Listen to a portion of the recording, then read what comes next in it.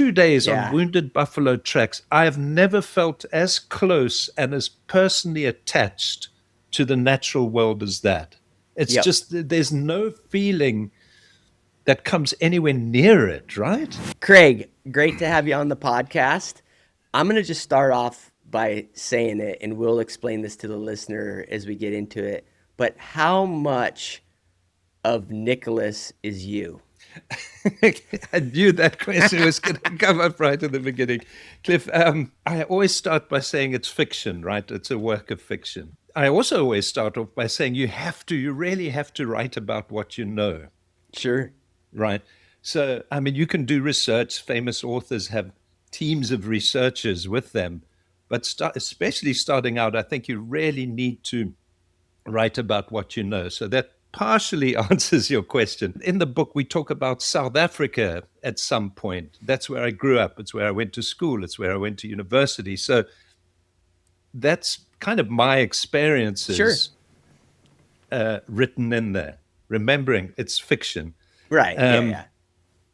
Also, probably 8 years ago, it sort of dawned on me, like, I was sitting on these little bodies of knowledge from my work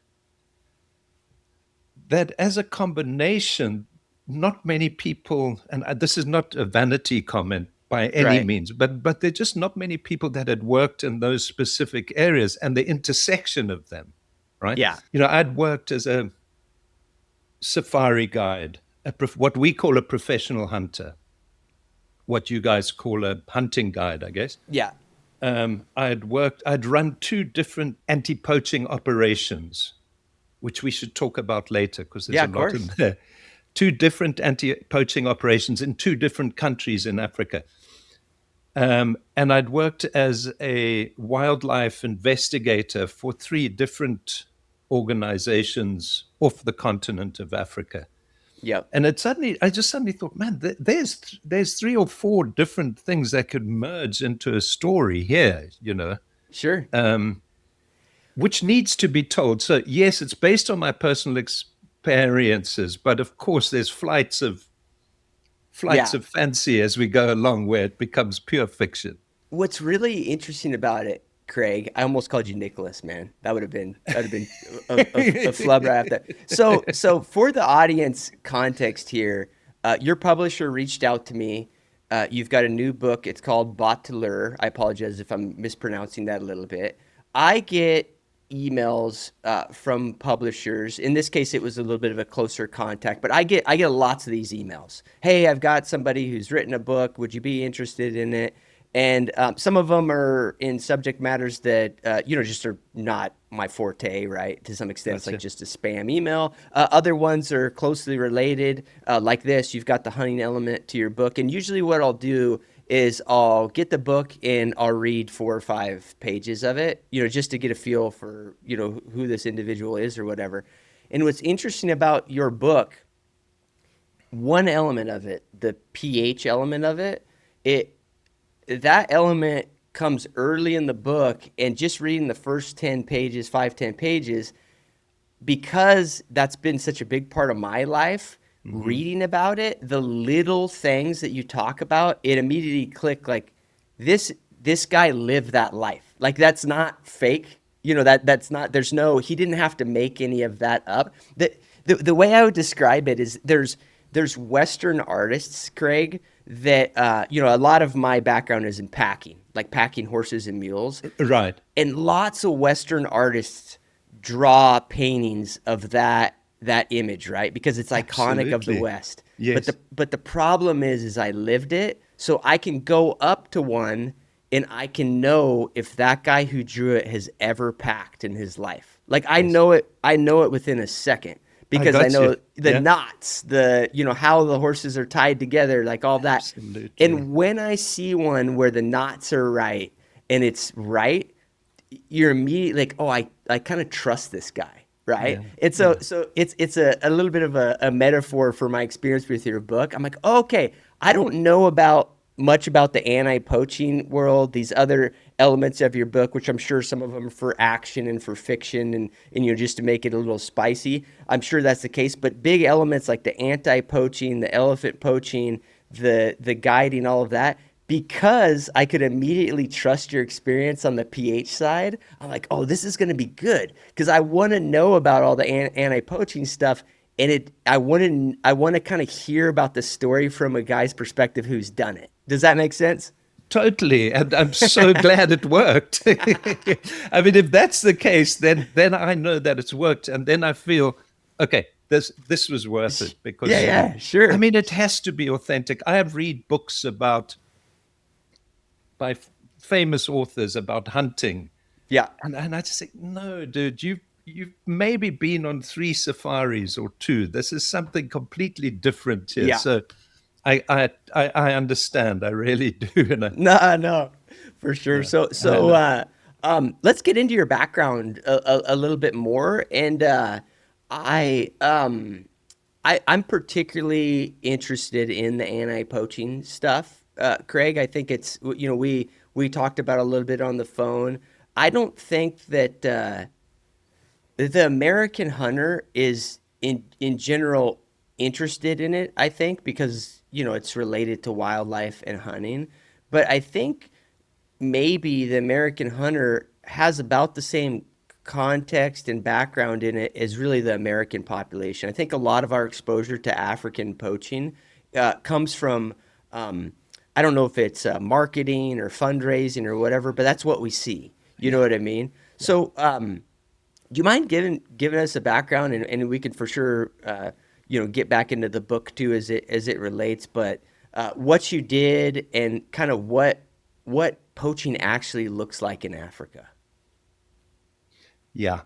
So you're totally right, and I think what people know about Africa is what they read in the news. They go on a photographic safari or a hunting safari or a Right. mission. You know, none of which really give an understanding of that side of Africa. You go Sure. on safari, everybody's smiling and happy, and I'm not. I don't want to make a negative. I'm not making a negative anything negative about safaris, but it's Right. just a different side of it, right? Um, so the anti-poaching work. I worked on two different anti-poaching programs. First one in Zambia was really small, and we managed to we got two of us got honorary ranger status, and which allowed us to work with the national parks service, and we would raise really not such big amounts of money, but we were seasonal in Zambia. So, we did our safaris during the dry season. That left 6, 7 months of wet season really with nothing to do. so Sure. we started working with the National Park Service, and we started a unit to do anti-poaching, and it worked really well. And a lot of that was just taking you have to be really careful. Let me take a step back here. You have to be really careful. You do not want to be seen as a private army. Okay. Yeah. Right. I mean, it's just critical, and it's totally understandable from the authorities' point of view, of course, right? Right.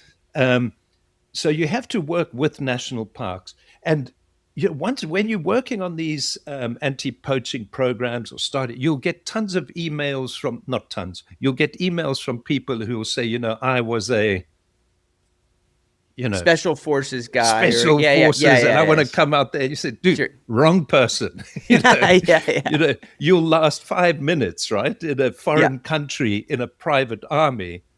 yeah, yeah. That's not. Yeah, yeah. It doesn't work like that. So you have to work with the authorities. So in Zambia back then, as I said, two of us were doing it. We'd arrange patrols. We'd pick up, go and drop the patrol off, go around, pick them up 2 days later at the other end, and there were um, all sorts of methods we used to make sure patrols were going where we wanted them to go. Um, or we'd set up ambushes based on intelligence gathered Yeah. from local people in the village. We'd go with them. We'd do some patrols. Either Craig, we'd go with on patrol. Sorry, go ahead, Cliff. Craig, are these like this specific anti-poaching structure that you're talking about that you did in Zambia? Are they always? And we can talk about this in a general sense. Are they associated with generally with like a commercial operation, like a photo safari place or a hunting place? Is that generally the case, or are they independent of that? It's generally the case that they're associated with often hunting companies. Hunting companies, um, obviously, there's a whole range of hunting companies, how they put um, their expertise to work. Some companies do it well, others don't, like any Right. business, right? But there's hunting companies are strongly encouraged to do an anti-poaching component. And they have the incentive, I'm assuming, right? Because they want to Totally protect it. have the, Yeah, if they're a legit company, right? They yeah. totally have the incentive. The way we did it in Zambia, we actually weren't attached to any one particular company, Yeah. but we Okay. were attached to something called the Luangwa Safaris Association, which where all the tour operators would help and provide a vehicle, etc. And in fact, we even got somebody to donate us helicopter time. Okay. Um, um, we went through two helicopters as well, um, What's which this? was, What's we can't postpone this. Can you generate? What's the story on that? I mean, they were tragedies. So Oh, it, okay. it Yeah, was yeah. it really serious. The one got shot at from the ground and it hit the tail rotor, Oh, geez. Yeah, yeah. and they came down. The other one was ferrying poachers that we'd caught on one side of the river.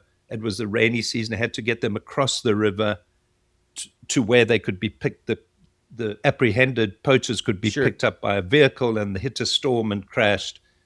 Um, so both were really, really tragic, Yeah, yeah. and Yeah. um, but yeah, a lot of money gone into and Sure. lives and Yeah, yeah. lives. Yeah. Of course. Yeah. Way more important. Sorry. Yeah. Yeah, yeah, yeah. No, no, yeah, but yeah, but I, Yeah. I, I get it. I always, it's. I mean, I have wildlife work in helicopters.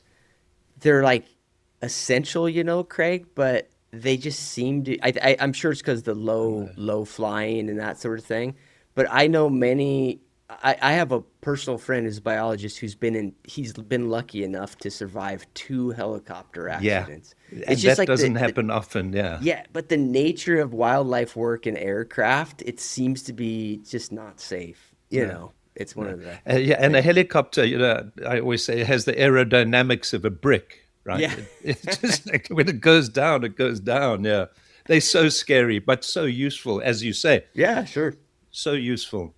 I mean, the things that they could do, and the way those pilots can fly those helicopters between trees, and it's just Yeah. crazy. Yeah, yeah, So when you're putting these patrols together and actually doing the work, Craig, what does it look like? Is it is it all like I just think in my mind I think about poaching as some guys that have a big pile of elephant tusks and they are selling them to a Chinese guy. That's yeah, that's that's how I view it. But what does it actually look like? I'm assuming there's small level stuff all the way up to that. You yeah. know what I mean? Like, what does that look like? Cliff, you're absolutely right. 90% of the time, it's such small level stuff, and you could separate poaching into two categories. Let's say one you could call subsistence poaching, right, and Yeah, the other one commercial poaching. Now those two overlap, of course, right. like anything, but for purposes of our understanding, two things. So that subsistence poaching, I mean, people are poor, as you know, in Sure. Africa. I mean, and the further north you get, well, no, in South Africa, there's poor people, but when you get to like Zambia, Tanzania, Zimbabwe, people are living hand to mouth in Yeah. a mud hut, right? So they go out and 90% of your anti-poaching, I'm making that figure up, by the Right, way, right. but Sure. of your Majority. of your anti-poaching work, you're catching, some poor guy, skinny. He's got his family living in two mud huts, and they in the rainy season, you know, and Yeah. he's often seriously got a muzzle loader from 1860. In when I was still back in Zambia, I don't know why I keep going back to Zambia. It was so long ago, but they had there was a storeroom filled with muzzle loaders, Tower muskets from the 1860s that these people were using, right? They make their own gunpowder.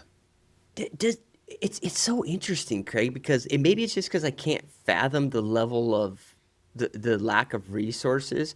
But one question that I was going to ask you, or it keeps triggering in my mind, is all this technology in hunting, right? The thermal stuff, the Yeah. drones, all of that. In my mind, I'm thinking, well, I got to ask Craig what he thinks about that, because like, do these guys have that, which would make them almost impossible to catch, right? Yeah. But I'm Yeah. not. It's like I can't fathom that there's no way they're ever going to be able to get that. Am I No. understanding? Yeah, It's and the more away from the cities you get, which is where all the hunting blocks are, right? They're sure. all in the most remote areas.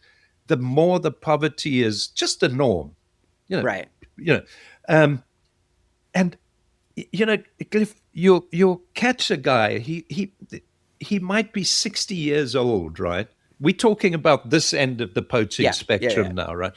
70 years old, gnarly old guy with his muzzle loading rifle, a piece of cloth tied up in a little knot. And when you open it, there's little magic icons and Sure. herbs that he ties to his rifle for luck, and um, a little beaten tin pot in which he can cook some ground maize over a fire at night, because he'll be gone in the bush for 2, 3 weeks. Right. And hopefully, actually, there's usually 2 or 3 people, but hopefully come back with a zebra Yeah. meat, right? Or something, a wildebeest, or to feed his family, you know. So that's that extreme. And their access to any of that stuff is less than zero. Right. That Sure. you were talking about. I mean, Yeah. there's Yeah. just no way, right? Right. They make their gunpowder out of bat guano. Huh. And there's other stuff. It's all gone. That's gone from my head. I've forgotten that now. But seriously, they scrape bat They have guano up from it. some process Yeah. to make their And own it's gunpowder. flammable. Yeah. It's What crazy. I have to ask, because I like we'll continue this progression through all the different types of poachers that you're into, Okay. but these guys at this level, I mean you've hunted a big proportion of your life, Craig. Are they? What's their skill set like? Like in terms of what I would call kind of like a just like a bushcraft type of skill set, but also on the hunting front. Are they have they been doing this forever, or is it like an act of desperation, or do they know what they're doing? They it's so interesting you asked this question, Cliff. They know what they're doing, right? And they are gnarly old bush people that, Yeah, you know, they can find something where there's hardly anything left, and they've got time on their hands. We tend to rush our hunting a bit. Well, yeah. No, I in get. Yeah, Africa, we sometimes do, yeah, but they'll spend 2 weeks, just slowly plodding, and something's going to work for you at some point if you do that, right? If you're sure. patient. But they're good. They're good at it. However, the one thing that always struck me, and I always used to speak a lot about with my colleagues and friends, they have less incentive than a trophy hunter to follow a wounded animal for a long time. Oh, okay. That sounds a little strange, but we came across it quite a lot. When you're following tracks, or poachers would wound an animal, there'd be a blood trail. I'm sure they're capable of following it because they're very skilled Sure. people, but they wouldn't. They'd leave it and go off and start to find something else. And So, the same with those poaching snare lines, SNARE, wire snares. yep. You'll find a line of those snares along a tree line, maybe 100 snares. just set where they tie one end to a tree in the wire loop, and Yep. anything walks through it. So it's not in any way selective, right? Right. Whatever walks gets caught. So you've got a buffalo, you've got a giraffe, you've got a lion, Yep. and they could set 100 of those you'll find in a line, but then sometimes not come back to clear them. Yeah. So you think, Well, yeah, which is are you, well, no, for why? for me, I want to flesh this out. I want to hear your thoughts on why, because for me, and I'm sure the majority of my listeners, this kind of is almost it almost disgusts us, right? Because there's like an associated waste, an associated level of suffering, Hmm. but there's a part of me, Craig, that goes, well, is it like a risk? Is it like a risk time trade off? Are they thinking, okay, hey, I'm using a a weapon that is subpar relative to what we're used to I'm sure in the safari business or an American hunter or whatever. So they're just making an assessment like, okay, I hit that zebra. I might have to track it for 6 miles, but the zebra was in a herd. I'm just going to find another zebra and try to kill it. Is Yeah. that what's going on? I think so. And there's probably a couple of things going on. And again, now this, I have to say this very carefully, but Sure. if you're living on the edge of starvation, I'm almost 100% sure you don't have the same feeling of empathy No, towards an animal yeah. that we have, right? No, in the waste thing is probably irrelevant. Yeah, yeah. Yeah, I mean, yeah. And you're not going to think that poor animal is suffering. You're like, I'm Yeah, starving. yeah. My kids Yeah. can't eat No, a I get. I meal. mean, I don't mean Yeah, to laugh at it because it's like a yeah, heavy subject, but yeah, it's when you put it that way. Yeah, clearly.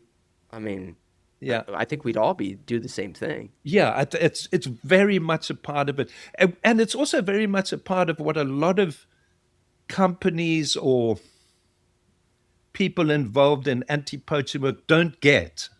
You know, and Yeah, then it tends to drift over towards cruelty from yeah, our point of view. We're dealing with people who can't feed their families, right? And they want to kill an impala for meat. It's a no-brainer. I would be sure. doing it, right? Yeah, So you don't want to drift into cruelty. You've got to understand that side of it. But it's very easy to say these people don't care, which I do all the time, by the way. They don't care that yeah, the animal's suffering. It's terrible. Remember, we were talking about throwing poison into a water hole. yeah. Yeah, we talked about that offline, Craig. Can you Yeah. explain that again? How that's used? I mean, it's the most horrific thing. But again, let's keep it in perspective, Yeah, right? yeah, They want sure. they wanted impala to feed their family. And I believe we call it rogga, ROGGA. Now I've forgotten what it is. That Yeah, what the it's a chemical is or whatever. yeah, but they throw it into a water hole. It doesn't really work in a flowing river, but you throw it into a water hole, and it poisons everything that drinks from that water hole. So, which means lions, vultures, birds, other Everything. birds, anything that comes to drink there gets poisoned, right? But somehow you can still eat the meat of edible species. But obviously, what goes to waste is all the Yeah, everything else. Like it's everything a else. bycatch almost. Yeah, Yeah, yeah, yeah. yeah. It's like when if I'm starting to digress a bit here, No, Cliff, it's but all good. if somebody's cow gets eaten, say, and then they poison the carcass, and then you come to try and kill the predators that are eating their cow, right? Right. Because say lions kill a cow that belongs to a villager, the lions go away for water. He poisons the carcass. The lions come back the next night, eat it, and die. But you'll come up either on foot or driving, tracking, and you'll come up on that dead cow, and there'll be 15 or 20 dead vultures around it. Yeah. And in some countries, vultures are highly endangered. You Yeah. know, Do you South know? Africa more. I'm gonna even digress further. It was noticeable in South Africa when I hunted there, Craig. I knew where they had put gut piles and stuff, and I'm Hmm. in my mind, I was like, why there's no vultures? Yeah, I mean, there's no. I look up in the sky because I'm so used to that here, right? yeah, If I mean, on a 30,000 acre place, it's that's like that kind of topography. If there's a gut pile 3 days later in the U.S., you know where it is because there's vultures. They're not. totally. They're not there. Yeah.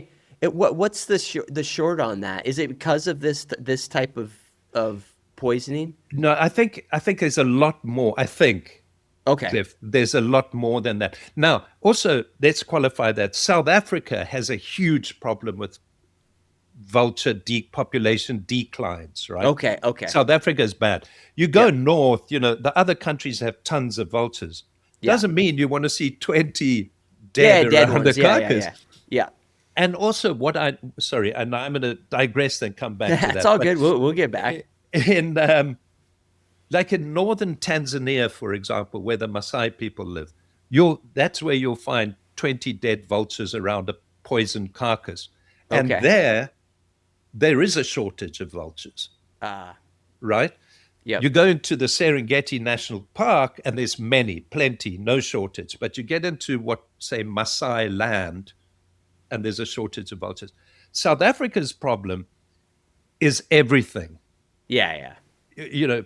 Habitat loss, farmlands, huge commercial farming, Sure. etc., etc., Yeah. has resulted in a decline, along with everything else. I'm sure people kill vultures regularly. Yeah. Yeah. And they Used to. might be poisoning them for other reasons and stuff Yeah, too. yeah. So bringing it back to this, like subsistence type of poacher, this is the this is the big issue though, right? Like Yeah, the unmanned snare lines, the poisoning, the wounding animals that aren't consumed, like that's kind of where the resource impact is, right? Because honestly, Craig, am I thinking about it wrong? If I was there doing the anti-poaching, even if I was associated with the economics of a hunting business, I would see these individuals that were killing something just for one animal, and I almost would want to ignore them. yeah, right. But you can't if there's this like extra impact on the resource. Yeah, and if it's one guy with his muzzleloader going to kill one animal, as you've just said, you really want to just say, dude, Yeah. pack him in the car, take him to the border, and say, go away. But you can't, and Yeah. you don't. And those are the people that always suffer the most, right? Because they've got less contacts, less access to the halls of power. Yeah.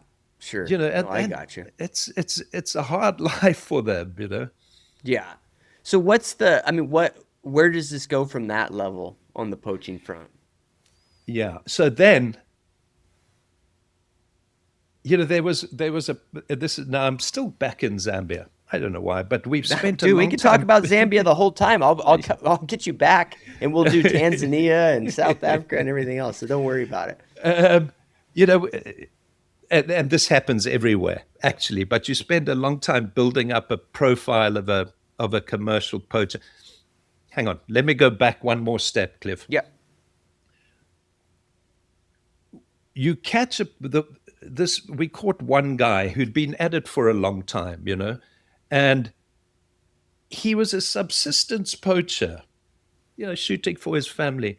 Somebody approached him and said, "We'll pay you this per pound for an ivory, right? For a Yeah. tusk, and it could be. I mean, they're 10 pounds Yeah. often, 5 pounds. They're not shooting trophy animals, right? Just for context, Craig, a 10-pound elephant, is that like how old would that be? A teenager, but it Okay. varies so much as well, Cliff, because some never grow tusks, some There's grow small there's tusks. Yeah, genetic there's differential. Yeah, okay. genetics like Yeah. Botswana, short, fat tusks, Tanzania, long, skinny tusks. Okay. All right. All Those right. weights are all different, but teenagers, right? Yeah. If you Or if just it's opportunistic ivory. If it's got so up, if yeah, they if it find a little shoot stump it. of ivory like that, they'll shoot it. Yeah, I got you.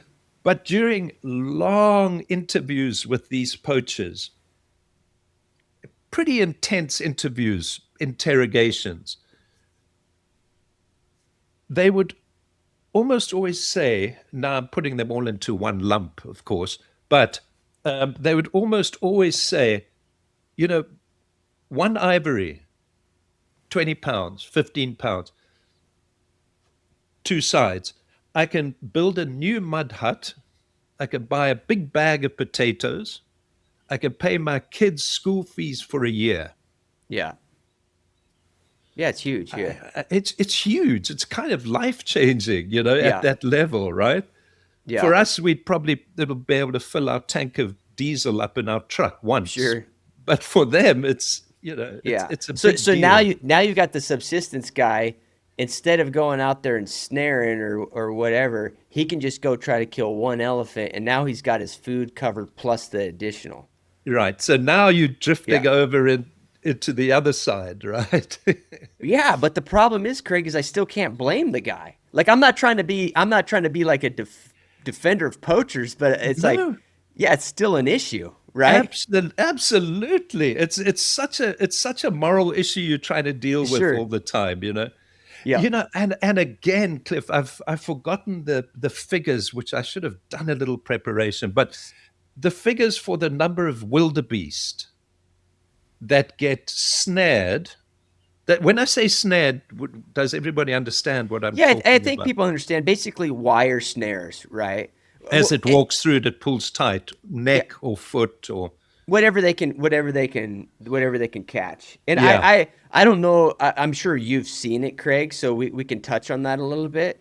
My first job as like a 16, 17-year-old was snaring, and snaring is dirty business. Yeah. Like you catch the wrong thing, uh, things generally do not walk away from it, Yeah. and the littlest trap can.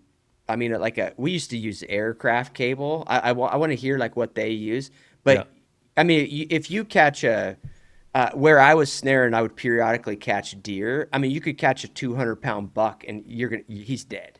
Like Yeah. he ain't getting out of it. Yeah. You know what I mean? Yeah. But And even if they pull the tree out, they're yeah, dragging a tree around behind them and they're dead anyway. So yeah, yeah. Yeah. yeah. What do they make them out of? Like what does it actually look like there? So, I mean, because resources are hard to come by, people are poor, they use any wire, right? But the Yeah. very best and the things you have to look after and protect, seriously look after, are your winch cables on your car, Oh yeah.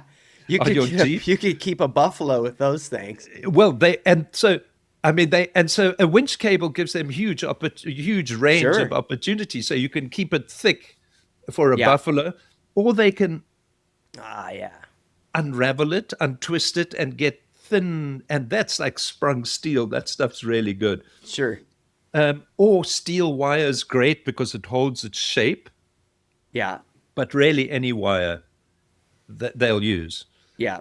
Um, And but is it bait? Do they bait them? Do they put them passively on trails? so what they do is you'll find like an mbuga or a low grassy area, maybe with a tree line, and everything's coming through there to reach water, maybe in the low grassy area. So they're coming down various game trails within this wooded area. Yeah. And often on the edge of the wooded area, there'll be a line which is bisected by 20, 30 game trails heading to Okay. water. And on each one, they'll put a wire snare, attach one end to a tree.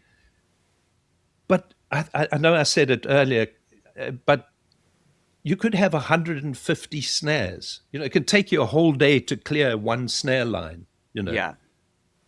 And you're always And gonna what miss. You're gonna miss some, and Yeah, yeah, yeah, yeah, yeah. And there's often animals in those snares, yeah, either rotten or half dead, you know. yeah. And I started saying this earlier, You Cliff, were but I talking wish, about wildebeest. If I got you off yeah. track, yeah, you're No, talking no, about the no, wildebeest that's killing. good. I just wish I could remember the figures because they're phenomenal about the amount of, because the wildebeest migrate in a giant circle, actually. Yeah. It's 2,000 kilometers or so. But when they pass out of the national park into either a hunting area or what we call an open area, people put snares along there and try and not the hunting company. Yeah. but the poaching Poachers, people sure. put snares along there to try and catch as many as they can. They dry the meat and they sell it. So now you've made that little hop from subsistence into commercial, right? Yeah.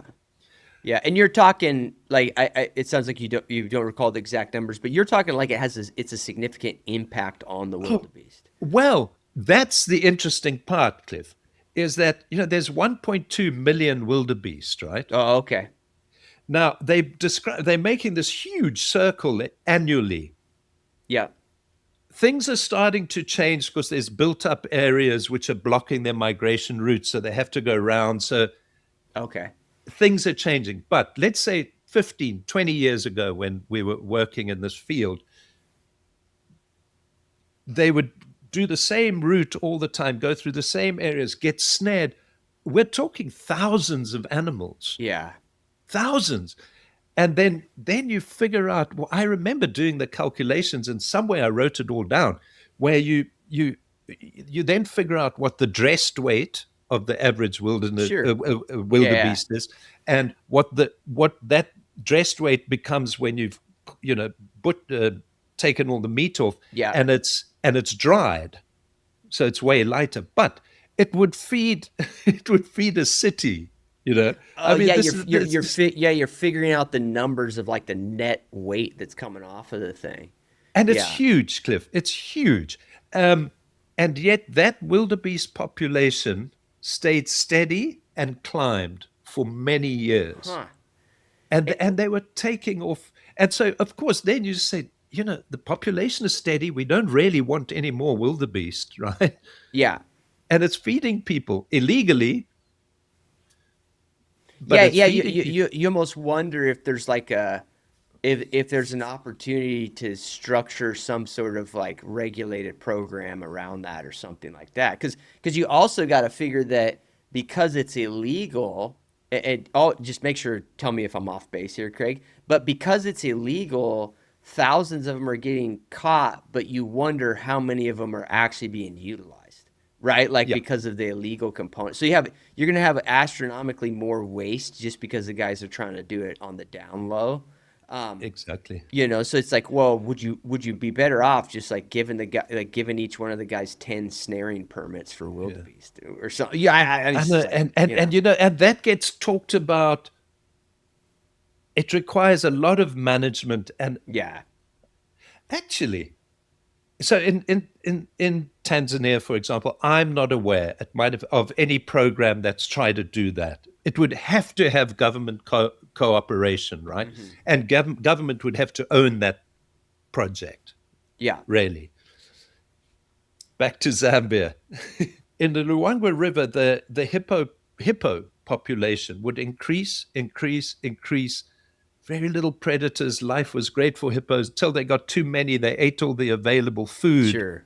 The population became stressed, and then they'd get They get like a respiratory infection because and their they immune die. system. Yeah, yeah, yeah. Yeah, they die. They just die like crazy. Now They humans get can't go. pneumonia. Pneumonia. No, no, Ah, no. okay. We'll What's move. the what's the thing? It's a powder. There was a period in which bad people were sending envelopes to politicians. Anthrax. Anthrax. Okay. Yeah, yeah, Anthrax. yeah.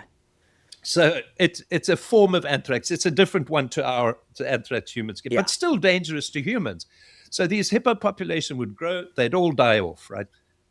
Terrible, just disgusting carcasses everywhere. Sure. And humans, you have to be careful. You can't walk up to it on the downwind side. You have to go the other way, wear a mask, and you don't want to be eating that meat, right? Yeah, I got you. So they started, and the government started this. To their credit, they started a program where they hired a company to come in and shoot hippos. Okay.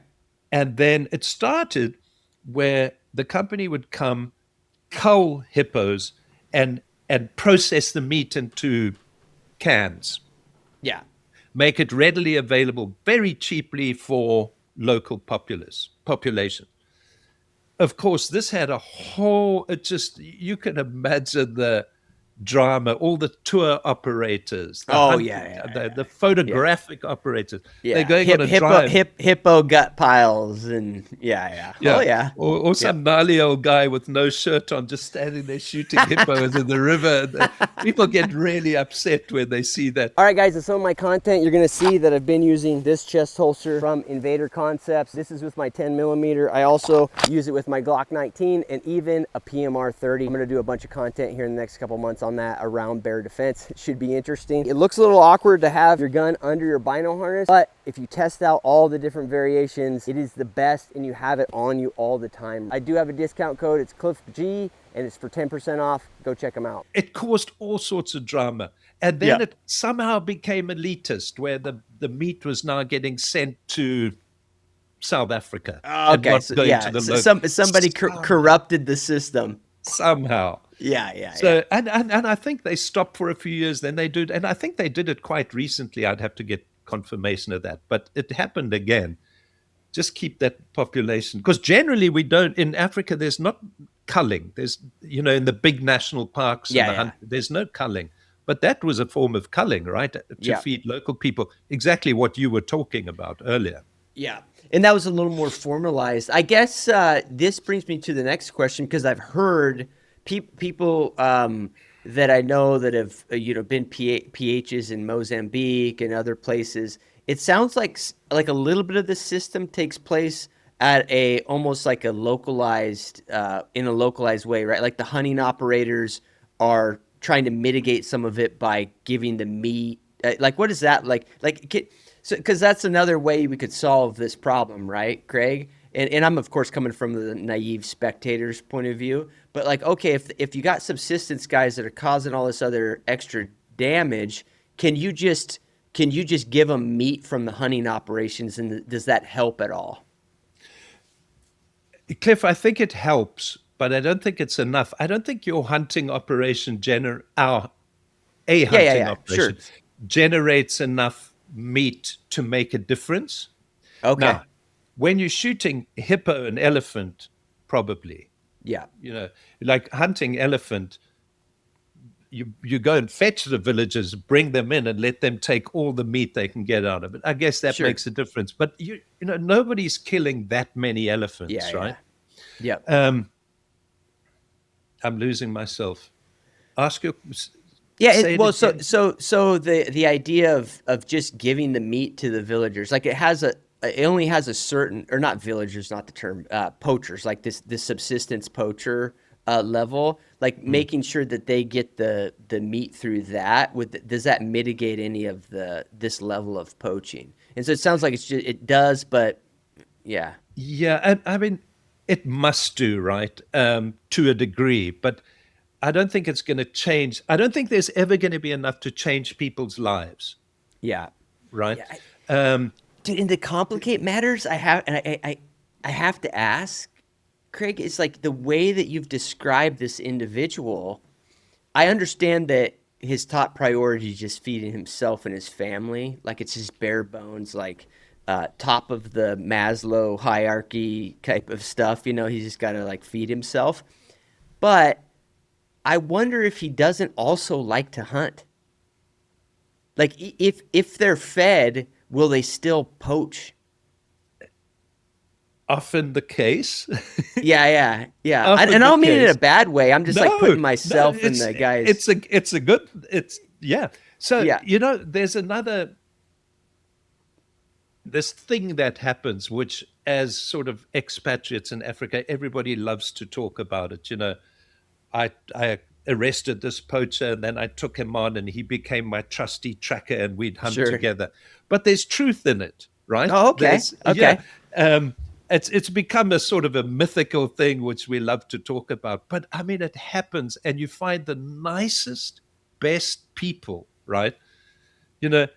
So I mean, and I've done it I personally did it with one person, and he was just awesome. He was a great tracker, fun, liked to laugh, just the right amount of interaction with people, just great, And he liked hunting. And he loved it. Yeah, sure. Absolutely loved it. So, and tracking, now he's right there. He's like the most probably the most critical part of the hunt, really, Yeah, the right? trackers, sure. Yeah. And then we had another guy who I never discovered. He was long before I came along, but he was a famous, notorious elephant poacher, Okay. um, and quiet spoken, just incredible, and wonderful tracker, and just a wonderful bush presence. Sure. He just he just knew what was going on. Like one day, remind me to come back to my story, but one day I was walking with him right behind him, and we were following buffalo tracks, me and the hunting client behind, and thick bush, and he stopped, and he slowly turned around, and so he was facing me, and with his eyes he went, can you see my eyes? He went like Yeah. this. And I said, what? And then I turned my head. There's a gnarly old buffalo bull standing 10 yards away in the thicket, And this guy, he was just so cool and so Yeah. calm, he was the best.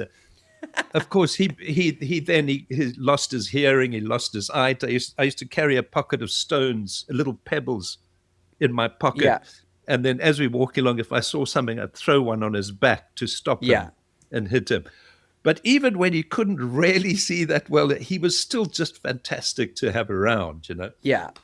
Not So, and loved hunting. sure. It was his thing. And the best thing about him, Cliff, was because he'd shot so many elephants, he was really good with a rifle, Oh, okay. which is unusual with the Yeah. trackers. Their skills are this tracking. They can't shoot generally. Yeah.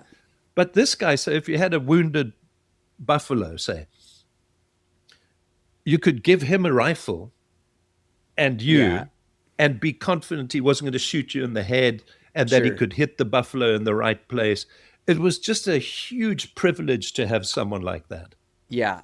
Yeah. Well, imagine, and again, like I'm very much anti-poaching, so I don't want this to sound like I'm like propping the guy up, but you imagine, like I imagine the great white hunter from an elephant perspective, or the great white elephant hunting PH, right? Like a guy who has a very unique skill set because he's been focused on hunting elephants his whole life or whatever, right?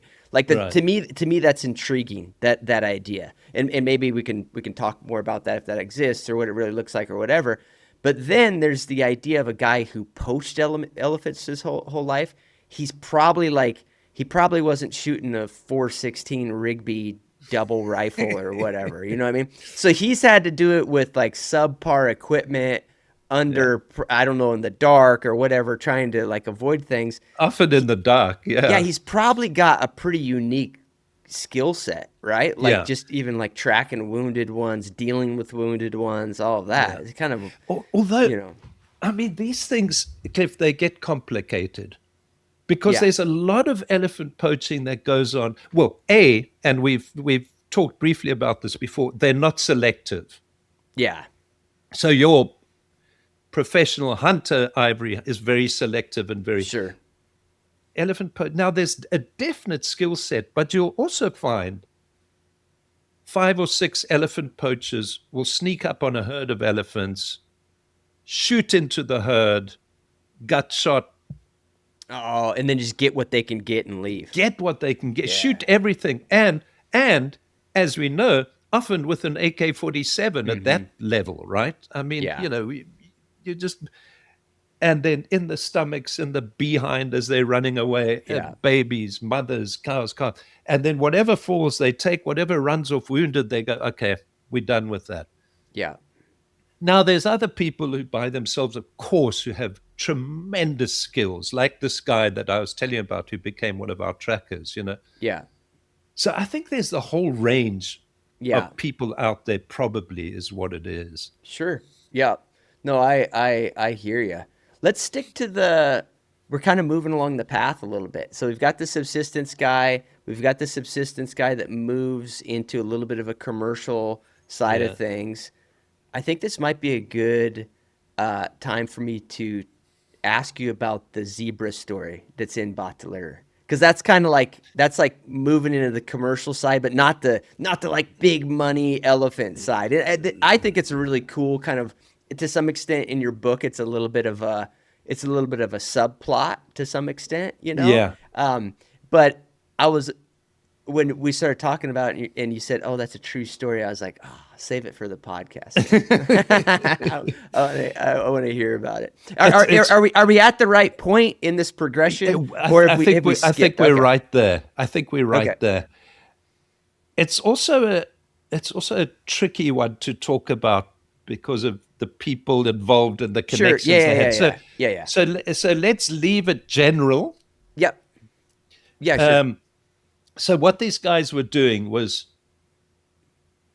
and we're talking at this point. So there was one organizer, or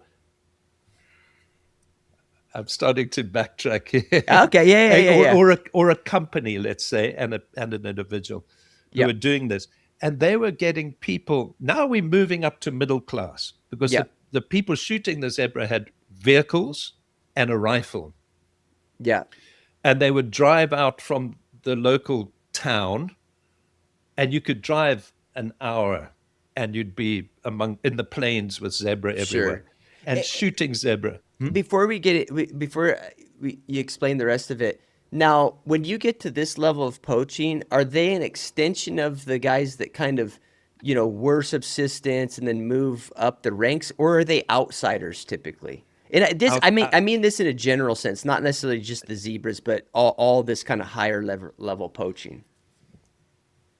this instance, they were, I mean, what's an outsider? They lived an hour and a half from the Okay, area where yeah, the yeah, yeah, animals were, but they were not local poor people yeah, living in mud huts. They had proper houses, a car, and yeah. a rifle. Okay, So that's a whole different thing. But that's this instance. And yeah, I'm sure there's other instances of this commercial poaching where the organizers would employ the local, well, we know that there is, would employ yeah, local people living in a mud hut to shoot an elephant, you know? yeah. But so does that answer Yeah, no, your no, no, no, question no. there, too? Yeah, absolutely. So what these guys do, they'd go out, they'd shoot 5, 6, 10 zebra just in a herd as they're running, drive along next to them by whatever means they could, right? Yeah. Uh, Skid them, actually just skin them. No, they left the skulls behind. Oh, Skin okay. them. I've So you're not sure forgotten if they were utilizing the meat or not. meat. That's what I don't remember right now is whether the meat was being utilized, but the skins were the big thing. The meat would Yeah. have had to have been utilized because what we found was piles of skulls, Okay. zebra Gotcha. skulls. Yep. So the meat's gone somewhere, which is good, I Oh, guess. yeah. So not the skeleton. You're finding just the head. Like, Just yeah, the head. yeah. So they're It's the taking the meat. Yeah, strangest thing. It yeah, was like those old, novels of the early West where they'd walk yeah, yeah. along the plains Buffalo. here and Yeah, yeah. find buffalo heads. Um, and then take the skins into town to a processing plant that processed cattle skins, Yeah. slip the zebra skins in through it along with the cattle skins, process them, tan them, and then pack them in with the cattle skins, one here, then 10 Sure. cattle skins, another one, just slotted it all the way down, put them in the truck and take them through across the border to a port in another country where they could ship them out to market. Yeah. Quite a scheme they had going. Yeah. It's interesting, and and it's a cool part of the book too. So I encourage people to listen to it there because it goes through a little bit of the structure. But it's and the character I think is kind of an interesting character. Um, the this I didn't ask you before, Craig. So I'm throwing this out there to you. One thing that I noticed, this is just my perspective of South Africa. So tell me if I'm wrong, but clearly in South Africa, there's an enormous amount of game breeding going on, and in a sense, a lot of the species are commercialized at what I would call like a livestock level, right?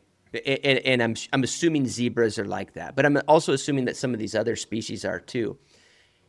What's your feeling about the I don't know how to put it other than like the turning a native wild animal into a commercial livestock operation to feed the demand for, say, that, right? Like zebra hides. Or I mean, like I remember, it's been a while. I'm not up to speed on it currently, but I remember watching a documentary on the rhino horn deal.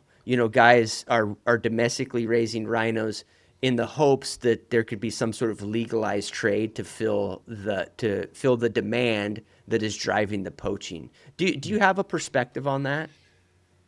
So I mean, what I've before I try and talk about that question, but related to it, Cliff, is what I've noticed with not you by any means, but with a lot of people I talk to here Sure. in the US, is that people tend to lump all the countries in certainly Right.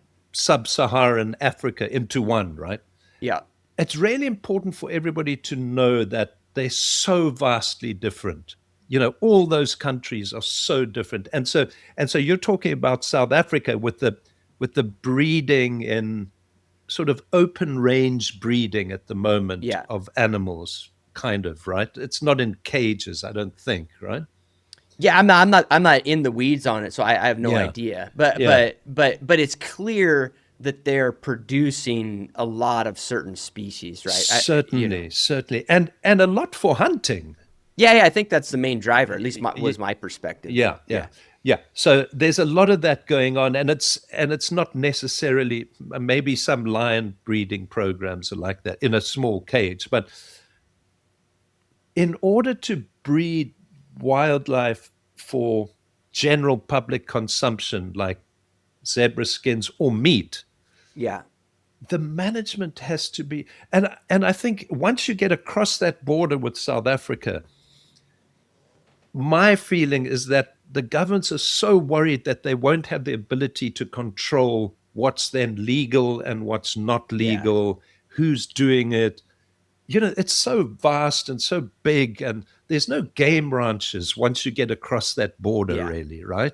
You Yeah. know, Zambia, And Tanzania. I guess I see this is why I want to see more of Africa, Craig, because I South Africa, I know in an Africa, relative to the rest or big chunks of Africa, is stable, and it's like a place that has maybe the infrastructure and the rule of law for that to exist. Which I'll admit when I say it out loud, I'm kind of like, wow, what are the other countries like? Because I'll be honest, like South Africa even felt like a little Wild West from my perspective. You know what I mean? But Yeah. I think I'm following you. It's like, okay, that system, once you move into the other countries, it's going to be very hard just due to the structure there to keep one, like, the legit business separate from the non-legit. Is that what Yeah. we're getting at? Yes, plus Okay. South Africa has such a history of fenced ranch type situations. Now, some of them are 30,000 acres, 50,000, some are big, some are Sure. small. Once you cross over that border, those other countries, they just don't have, Yeah. they, there's way less privately owned land for a Yeah. start, right? So like in, say, Tanzania, for example, you lease your land from the government. It could be a 66-year lease, whatever, 9933. But there's no privately owned land, and there's no game ranching, Yeah. nothing. So the government owns the animals. So you don't even have the option Yeah. to Yeah. breed animals. And I'm not saying that's good or bad. This is Yeah. No, not a yeah. criticism Yeah. of, it's just not the way they operate, and so, like a hunting block, you lease that from the Yeah. government for 3 years, and if I remember correctly, it's 3-year lease and automatic renewal for 2 or something like that. Then you have to renew it again, etc. So you've never got a strong hold on that land. Then there's the whole thing: if you were to start breeding animals, who controls it? How do you stop? Yeah. Because Yeah. the intensity of law enforcement isn't there. How do you stop the illegal animals getting mixed in with that. Yeah. Yeah, and yeah, What about from your perspective, just to streamline it to the question of if somebody wants to raise rhino horn in South Africa and sell it in and legally sell it into what used to be an illicit market, do you have a strong feeling one way or the other if that's a good thing or a bad thing? I think, Cliff, that if you have to be sure of your market first, don't Yeah, you? yeah. If I mean, you have to be 100% sure that poaching is stopped elsewhere. Yeah, yeah. Because you don't want to encourage, like, hey, now we've legitimized this market, so we've allowed like these scumbags kind of a way where it's easier for them. Okay, I'm getting rhino horn from South Africa, but I'm shoving in rhino horn from Mozambique or Yeah, and whatever. how do you Yeah, control that? I don't know. yeah. Maybe you can. And again, I'm no expert to prescribe to people who might be breeding rhino. You Yeah, can't no, be no, doing no, this. no. Yeah, yeah. It's just No, a and very humble opinion. yeah, and it's super difficult question for me to just throw out to you, Craig. I just feel like from your internal dealings with actual poachers, I just kind of curious like what your perspective was on that. Yeah. And I totally can appreciate your answer on that. Yeah. And I don't really know the answer Yeah, because no, I I don't don't think have a any of firm us do. answer. Yeah, yeah. If we knew poaching had stopped, but there was a high demand, I mean, we farm cows. Yeah. Why not What farm rhino? I Yeah, don't know. what's wild about it though, and I like it's kind of as we move up the tiers. I'd love to hear your perspective on this, like the subsistence poacher, the commercial slash subsistence guy, and then the guy who gets into like maybe like the low level commercialized kind of organized crime version of this zebra deal. As we move up that, we go from kind of utilization that is necessary. They're eating the meat, right? They're snaring it to eat the meat. Okay, and then as we get into like hides, it's like okay, like my house has got a ton of hides. I understand why people would want it. Like I kind of get that they're still using the meat, but then like the next steps of poaching, all of it is stuff that is wildly, from my perspective, a poor use of the resource. Like I don't give a shit about ivory. I don't really give a shit about like the powder from a rhino's horn. So it's Right. like, but I care like, and I'm not saying I'm better than anybody else, but I just care about the animal. You know what I Hmm. mean? So Hmm. isn't it interesting that there's this correlation of kind of what I view as odd uses of the resource with like the big money poaching? Am I Yeah. thinking about that Yeah. right? Like, Yeah, I think you are entirely. And all the people we speak to about poaching come from that perspective, right? yeah, You know, hearsay. And I'm with you because I have the same perspective, but we're sure. not a young buck in Oman coming of age who needs a curved dagger with a Yeah, rhino yeah, horn sure. Yeah, handle. yeah, yeah, yeah, It's yeah. just, and China obviously with rhino, and it's just I mean, the cultural differences must be so huge. Yeah, You know, yeah. so huge. I mean, that guy in Oman, he doesn't think about rhino, like, you know. Yeah, yeah, yeah, yeah. Well, and I guess the reason I brought it up, Mm, uh, Craig, is like in my mind, it's like because dude, there's a part of me, Craig, that my answer to the question is I'm pretty pro if privatizing and commercializing rhinos, let's say, to just keep it a simple subject, if that solves the issue, I personally am pretty pro that, just from yeah, like the system perspective. But there is a part of me that is like, well, why don't maybe it's just better to for there to be some form of education might not be the right, but some sort of informational way of just shutting down the demand for 1% of the animal. You know what I yeah, mean? yeah, Like, I don't yeah. know. I know. But how do you? Yeah. Yeah, you How do can't. you Yeah, it's super start? complicated. How do you start? How Yeah. do you go to China and try and? No, yeah, yeah, yeah. It's totally theoretical, right? Yeah, But yeah, let's But talk. Go interesting, ahead. Cliff. Sorry to interrupt you. Just a quick one. At some point, I believe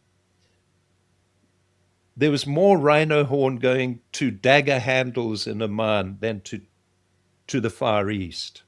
Oh, really? So that's a misperception, at least from Well, my perspective. I might be wrong about that, so don't Okay. quote it. But it's a huge market where it goes to make handles to daggers, which was interesting. Oh, okay. Because see, this I think comes from a Western perspective that gets distorted by the information you hear. I thought it was all. I'm just gonna sound crazy, Craig. I thought rhino horn was all turned into powder and then like snorted or something. Made Yeah, something like and things change. It might have changed, yeah. But there's other uses. and Yeah, that might be the main use now as well. yeah, But not that long ago, there was a big deal going on there. But people don't know about it. They didn't write about it. That the yeah, China, the Far East, and the powder for various medicinal things became huge, right? yeah.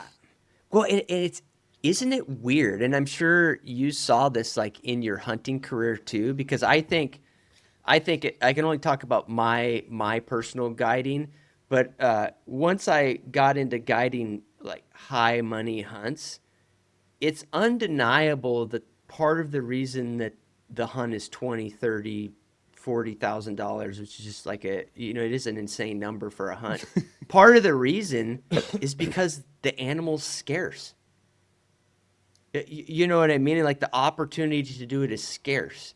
And that kind of it's like maybe some of this interest in these animals is because they're perceived as scarce. Yeah, You yeah, know. yeah, yeah. So, And I mean, that's why the more scarce animals cost more to hunt, obviously, right? Yeah, for sure. Terrible thought. Um, Yeah. but yeah,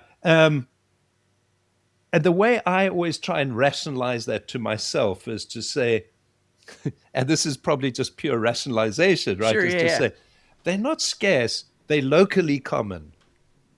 Yeah, there's some So, truth. There's some truth to yeah, that. so in this Yeah. area, there's a lot of them, and we're hunting them in a sustainable way, and they'll always be there if we do it right. It's just that they're only in this area and not over Yeah. there. Then I think, okay, that's all right. No, it's totally how I rationalized it too. Yeah, yeah, Like it, like I would never be a part of say taking somebody on a bighorn sheep hunt for $30,000 if it was in an area where we were killing like one of the last four sheep. You know what I mean, or something like right, that. right, But right, uh, right. but you're right. It's because but there's not a lot of opportunity because there's not a huge population. That's why the cost of the hunt is what it is. You know. That's a So. good better way to put it. Yeah, but Yeah, no, it's the yeah, same exact yeah, logic. I've used the exact same logic, you yeah, know. So yeah, yeah. I get that. But the let's move into the more the was there was I guess in the different anti-poaching that you were involved in, and then this brings it back to your book too, because the book is really about elephant ivory poaching. Was there was any of your anti-poaching specifically focused on elephant poaching? Yes, amongst everything else, yes, absolutely. And a lot of the wildlife crimes investigator work was ivory, was all, well, 80% of that was ivory poaching. Yeah, I got And you. the on the ground stuff, working with teams and working with the government game scouts and the government is just general anti-poaching, of which ivory was a big part of it, of course. Yeah, and the ivory, I guess, as you do the other anti-poaching, do you just run into the ivory poachers, or is it a separate thing? Both, Okay. both. Like um, back to Zambia. Yeah, We perfect. there was one person we just knew about for a long time, and we built up a huge file on him from informers, famous elephant poacher. Um, and finally, we got informants to tell us one. He was going to be in the area. He had three wives, and they each lived in a different village. He was going to be at one of them on one night, and he was a big catch because he'd been at it for a long time. Yeah. So we knew that we were told on one night he'd be at one of those villages with one of his wives. So we got 3 teams. We hit them all at the same time and got him. Okay. So that is an example of what you're saying. Is it a targeted? This was a very targeted Yeah, investigation, yeah, sure. one program only. It's not just going on a patrol and seeing what you find. Yeah, yeah, It's just not, and it's not going on a patrol just to be a presence. yeah. It's not just like you're protecting the resource. You're trying to like break down a certain system that's going on. When you Yeah. describe that individual, I have to ask, uh, because he was known. Do they? You know how in the U.S. And I'm sure this is everywhere in like the urban environment, people who are successful in crime, they actually almost have an elevated status. Yeah, You they you become you, a you some mythical yeah, status. Yeah. yeah, yeah. But I mean, even to some extent, when they're free and they haven't been caught, they've gone up the economic chain a little bit. So they're kind of like they may have started out as low life, but they've actually like they're kind of hanging out like with part of the political slash like the entrepreneur class. Uh-huh. Is that the same? Is that what happened? Is that kind of like can you become like good enough at elephant poaching that all of a sudden like you're almost like there's like an aura about you. Is that a thing? I think first of all, I think that happens more in the US, and partly it's because of this sort of image, not quite a myth, but the image we created around the outlaw and the cowboy, Yeah. right? There's this whole Yeah, yeah. thing of like, Yeah, I'm yeah, an yeah. outlaw. I mean, yes, it certainly happens in Africa where criminal people become more and more and more powerful Yeah. until they're actually sitting right up there with the big guys. Sure. Yeah. I don't know. I don't think that the actual person pulling the trigger, shooting the elephant, Yeah, gets yeah. up there. There's a very like he would have a guy Yeah. um, And who owns a he's replaceable. yeah, yeah, Yeah, yeah. Yeah. and he'd give his ivories to a guy who owns a filling station on such and such a road. Yeah. He would give it to and it goes up the ladder like that. I mean, we did catch one guy who was wheeling ivory across a through the bush for like 5, 6 days on a bicycle wrapped in grass mats into the neighboring country and taking it to an embassy. Like he's just figured it. He's just like a one How man show. how he got that straight connection, I don't know, but Oh, he yeah. had no middleman. No, he He's was like the going. he's like the local poacher who's like, I'm cutting out the middleman. I'm going straight to the if Yeah, I'm gonna yeah. do this shit, I'm going to the guy. Yeah. That's Yeah, wild. Yeah, because yeah, in my image, I'm imagining like 100 layer type of process. You yeah. know what I mean? Like it's Which I think is closer is kind of what it's like, yeah, and usually, right? yeah, Yeah, I mean that guy, unless no, that's what it's like. Unless you get a gang of urban people who come there with AKs and yeah, just yeah, yeah, shoot into a herd, maybe they're connected personally to the people at the top. Otherwise, it's a series of steps. yeah. I'm sure that varies a lot as well, though, Cliff. Now the question I guess is harkens back to original thing I brought up. At the higher level, are they do they have access to this technology? Like, not really, huh? Not in my experience. Now, there's Okay, and again, I haven't seen every form of everything. poaching everywhere. But in my personal and somewhat probably limited experience, Cliff, it's very much boots on the ground, no high tech stuff at Yeah, all. yeah, Yeah, yeah. yeah. No, I gotcha. So, Craig, the last thing that I want to get into, because I feel like there's a sense of adventure in your book, and then also just offline, like us having a discussion about your life. There's a sense of, I mean, you've done a lot, right? Like you've been a PH in all these different countries. You've done the anti-poaching thing. Um, did I'm trying to figure out a way to present this where it's not. demean that these are giant issues.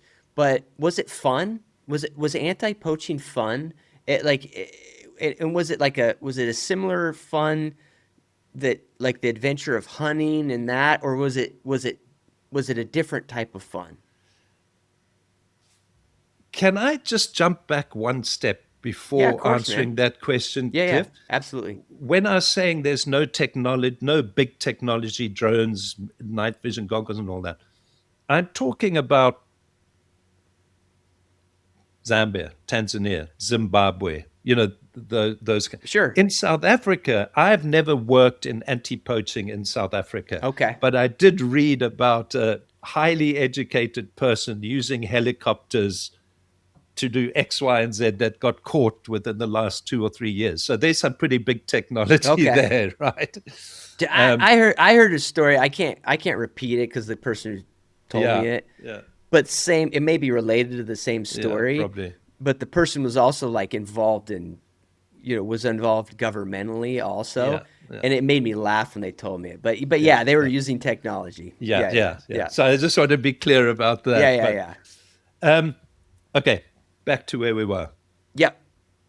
Yeah, Is it fun? your personal perspective on, I mean, you obviously I mean, you're a high intellect guy. You're a great author, all this stuff, but you chose to do this anti-poaching stuff, and you had a career in the hunting world and safari business. Was the anti-poaching stuff fun? Huge fun. Yeah, Um, as much as we might, we want to be serious about it, but yeah. there was so much fun involved. But more so earlier in life. Okay. So when we started with a dear good friend, we started the anti-poaching program in Zambia, which has now become huge. By the way, that it was taken over from us and turned into something really, really good and big. Okay. When we were doing it in Zambia, we were having so much fun, and we were at that age, I guess, late 20s, when you Yeah. just like, this is what I want Bulletproof. to do, Yeah. Hmm. um, and we got better as we went along, and we learned a lot from the National Park Service. There was some good. The warden in charge of anti-poaching was an amazing guy. Um, and he taught us a lot, and he was way older than us, and he guided us through the process and said, Sure. "God, really, don't take a bottle of tequila with you when you're going on a night ambush at full moon. It doesn't work." Yeah. um, and so it got better and better as we went along. And then when you get to a certain age, it starts to get scary. Sure. Well, it's funny. I was talking about it last night with someone, Cliff. 90% of it is not really scary, but things can turn like that. Yeah. And the other 10% can be hugely frightening when you got kids and your hips are hurting and your knees ache and you can't run fast and you're Sure. shaky and you're not immortal. You're not in your immortal 20s. Yeah. Yeah, Um, you start to realize that the little things could eventually get you. Yeah, Yeah, and it's. I mean, there's big gangs of elephant poachers, sure, but a guy running away with a yeah, 1960 375 who turns and shoots it over his shoulder as he's running, that can turn nasty, yeah. You just you get know. unlucky. Yeah, Yeah, yeah. yep. So at the beginning, it was tremendous fun. I mean, Is there's is, always a is the fun is the fun the fact that you're learn? I can only imagine this, Craig, and I'm projecting a little bit here. You're not you're not you're I mean of course you're not hunting people in a hunting sense, but you are learning to track people down that are doing this activity. It's got to be fun to just figure out like their movements, what they're doing on a daily basis, how they're trying to hunt the animals, how they're just logistically existing. Like that's yeah, got to kind of be fun because they're I mean they have the exact same, they might not have the technology and that sort of thing or maybe the equipment, but they have the same intellect, they have the same incentives that we do, you know yeah, what I mean? So that's yeah. got to be interesting. yeah, yeah. But, you know, often what'll tend to happen if you're just doing a patrol, you're just plodding, right? And it's opportunistic. Oh, look, Sure. there's human tracks. Oh, there's a wire snare. Oh, there's Yeah, yeah. vultures, or there's smoke spiraling up, and you go. But there's so many tremendous learning curves within that, Yeah. as you say. Sure. What what gets really exciting is the intelligence work or the investigative work, and with informers who come and tell you stuff, and then you slowly can build a case, till you've got a Yeah. nice big file, and hopefully can act on it. Often not, Sure. but that doesn't happen enough, really. Yeah, Most yeah. of the time you're plodding, Yeah. plod. Yeah. Or a lot of most of the time you're dropping a patrol off here and picking them up over there, you know. Yeah. Sure. Yeah, you just get logistics and just kind Yeah, of doing the day to day. yeah, yeah. Was there any specific activity or specific thing that you ran into, Craig, over the years that, and maybe you accomplished it, that you ran into that you thought, man, this has got to stop. Like there's zero reason for this, and if I can accomplish one thing, I would view this as um, like I would be changing something. Was there any activity that you can key in on in that regard? I mean, is there an activity that you experienced there on the poaching front that you still know is occurring that you just wish could get figured out and stopped?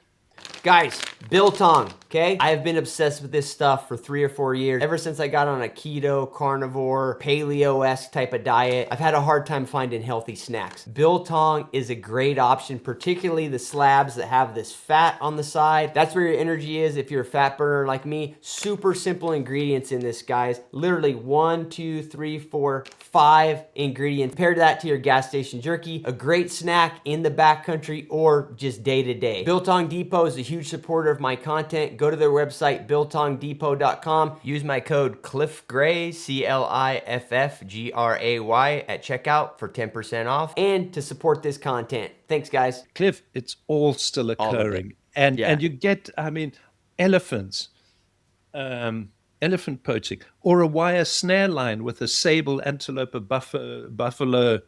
You just think, what a terrible Yeah. waste. And we had this conversation earlier. I haven't forgotten, but at some point you kind of say, really, all I'm doing is putting little band-aids, and I could think of lots of ruder ways to Yeah, say yeah, it, but sure. you're just putting little band-aids on, and really you're not achieving very much. Yeah. You're stopping. Well, you're not stopping. You're catching tons of people who are in the bush, in the hunting reserve, or what we call a game reserve, or in the national park illegally. You're Yeah. stopping them, but that's not who you want, right? Yeah, yeah. Yeah. You're Well, missing the. that's one thing, like on my question of it being related to commercial activity, photo safaris or hunting. My perception is, because I just put myself in that situation. Let's say I owned one of those concessions or something. I think that if there was a certain level of economics, I could probably protect the game to some extent that I wanted and needed for my business, right? Yes, But could yes. you really move beyond that? You know? I mean, there's some great examples of one area Yeah. defined, not fenced. And again, now I'm not talking about South Africa, Cliff. I'm now Yeah, you're going north. talking about the Africa. Yeah, yeah. Yep. Yeah, not fenced. And I think of one in particular where they've done such a great job. A national park with a river in it, and over here a lake, a small Yeah. lake, and they got a concession in the middle, which used to be a hunting concession. It became a photographic concession. Okay. And as the year dries up, the elephants move from the national park. It's getting drier and drier to drink at that lake. They also put some water points in there as well. Yeah, okay, like a little habitat development order. Yeah, and it's probably, I don't know, maybe 1,000 square kilometers Okay. probably. So it's not huge by those standards, Yeah, but it's big. huge by our standards. Yeah. Exactly. Yeah, yeah. And so, and so it was, I wouldn't say it was depleted. There was wildlife, but Yeah, you'd see beat up. elephants every now and then. Now, excuse me, Cliff, 15 years later, 10 years later, up till now, the elephants that you see in that place are unbelievable. Yeah. Big ivory. I mean, there's some 100 pounds, 80 pounds, lots of 60s, 50 pounds. Just stunning. And you'll Yeah. see 15 or 20 elephant bulls just walking slowly past you, you know. They've done an amazing job. And that's what you're talking about. It's one area with Yeah. enough resources. And it takes money. And I'm starting to think that there's a whole model that might be developed with where philanthropists, very wealthy people, usually foreigners, not from Africa, Yeah. are willing to put substantial money into a place and make Yeah. it work. And from there, you can still say, oh, it has to benefit the local communities, etc.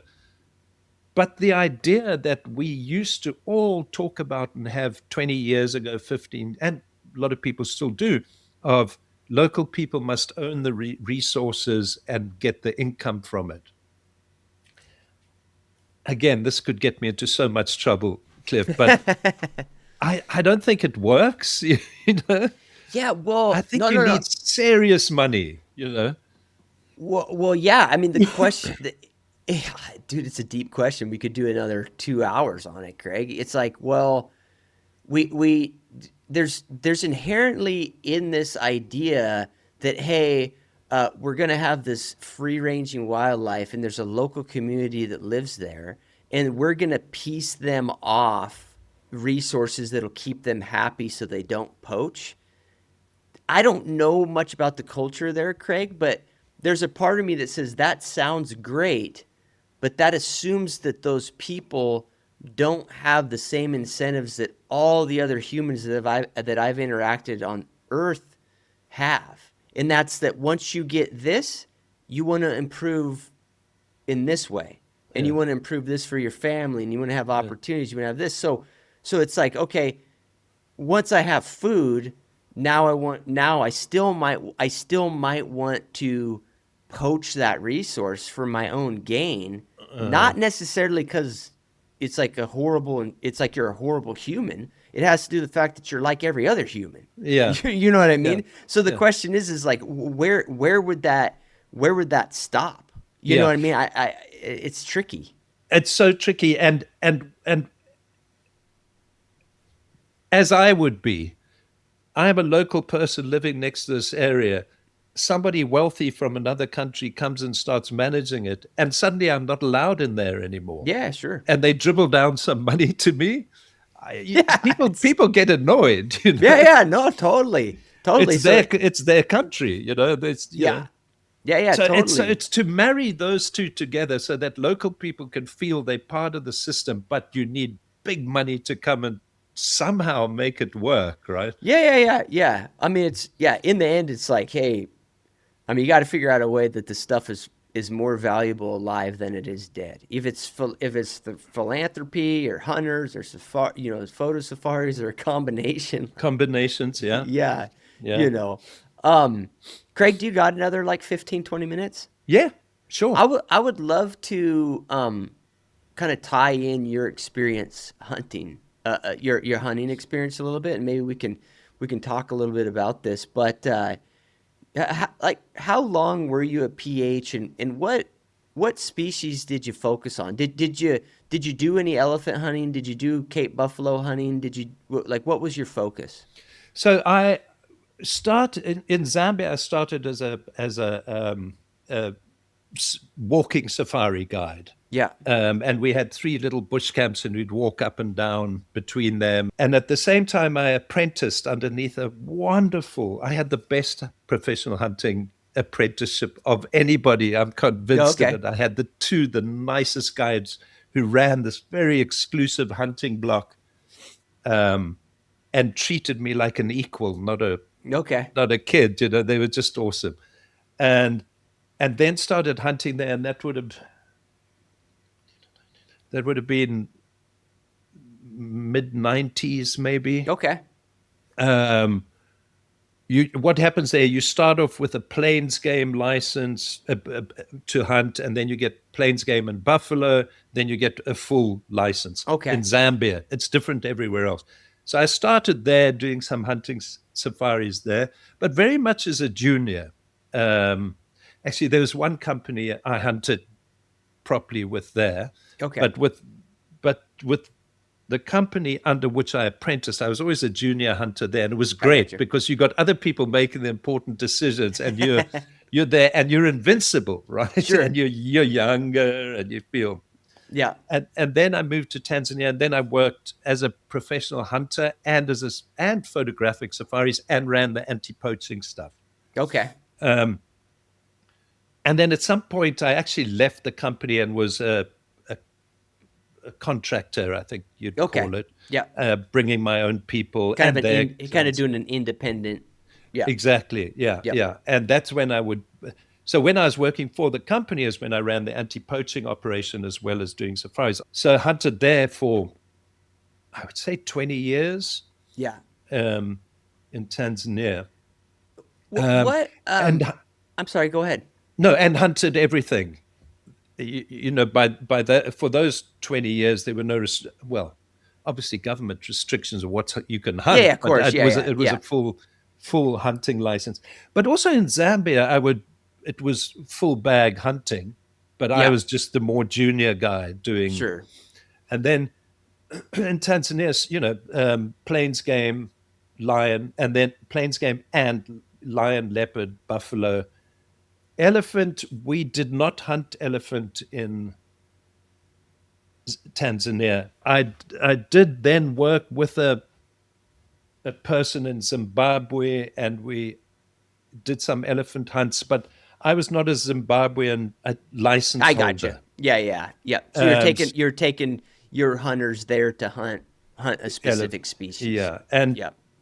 very personally, and I'm not dissing on anybody who does it by any means, but for me, elephant hunting, I don't want to do it. And Yeah. we did a couple there, and I absolutely didn't enjoy it. Yeah.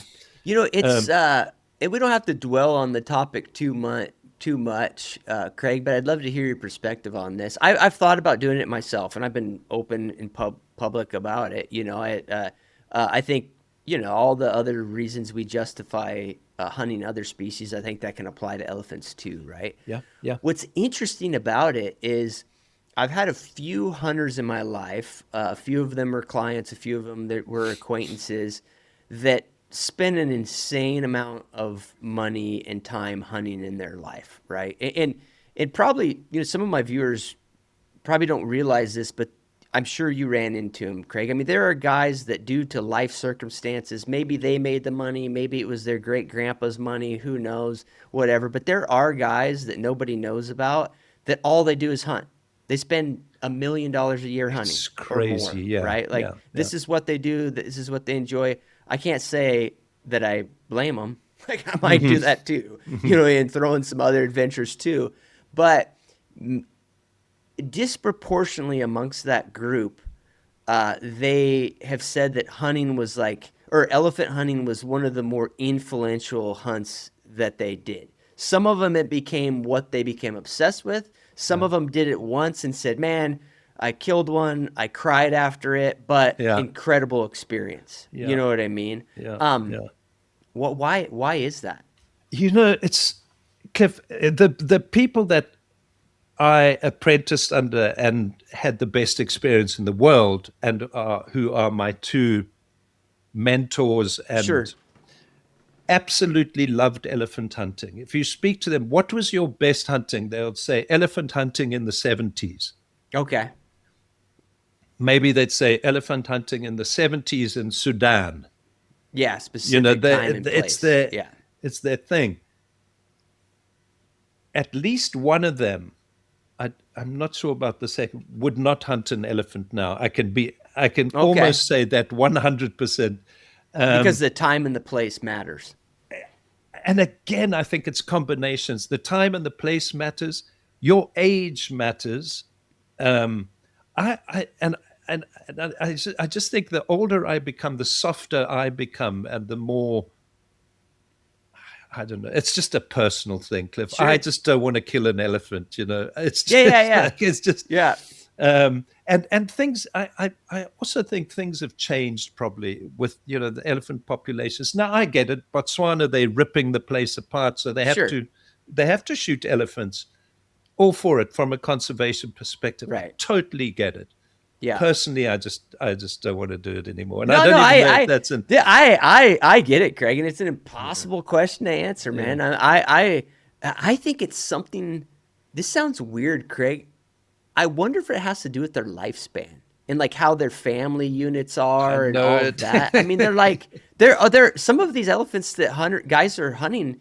They're my age. They're your age. Yeah. Yeah, Yeah, and it's it's a wild. similar lifespan to us, and Yeah, then and I've actually seen it once, twice, where a herd of elephants will walk up to a carcass and stand around a carcass and just stand absolutely still and touch it with their trunks for yeah, like they knew the elephant. 15 minutes Yeah. and then walk off.